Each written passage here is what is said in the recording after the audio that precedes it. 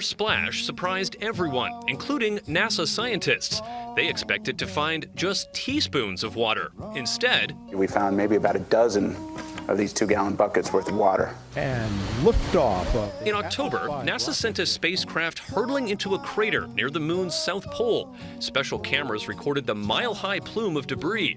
And just this week, researchers found the chemical markers that indicate frozen water. Now we have so much more to explore and so much more to find out. If there is significant amounts of water, it could be broken down into elements for rocket fuel or even provide drinking water for astronauts, paving the way for a possible lunar base.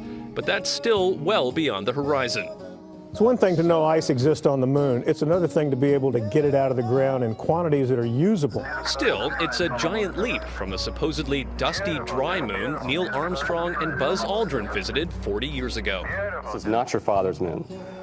Rather than a dead and unchanging world, it could in fact be a very dynamic and interesting one. A moon that we may now all look at just a little differently. Oh, not your brother. The average annual rainfall hit another low. The world's water will be reduced by 40% in the next 10 years. Time alone, oh, time will tell. You think you're in heaven, but you're living in hell. You think you're in heaven. As the lander Vikram descends softly on the southern face of the moon. Jubilation all around. Sir, we have achieved soft landing on the moon. India is on the moon. Oh, time will tell. You think you're in heaven, but you're living in hell. What's the origin of water on the moon? Scientists are trying to figure that out with data from the Chandrayaan-1 mission. A study published in the journal Nature Astronomy suggests that high-energy electrons in our planet's plasma sheet are contributing to weathering process on the lunar surface.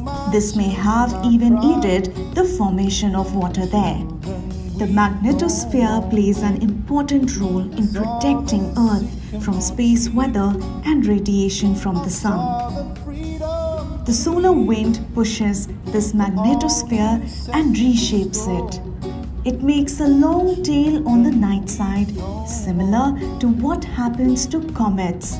The plasma sheet in this tail region of the magnetosphere contains high-energy electrons and ions from the Earth and from solar wind. The researchers built on previous work which showed that oxygen in the Earth's magnetotail is rusting iron in the lunar polar region. They decided to investigate changes in surface weathering as the moon passed through the Earth's magnetotail. Oh, time will tell.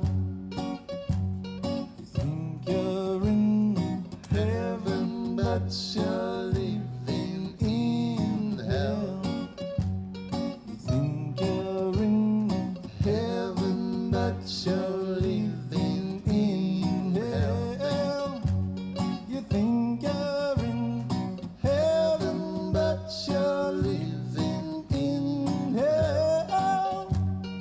Time alone, oh, time will tell. You think you're in heaven, but you're living in hell.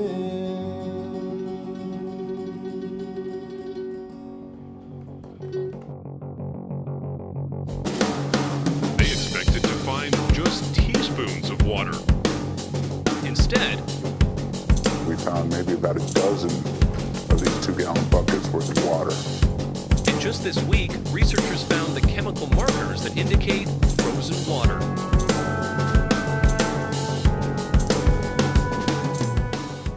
Not your father's moon.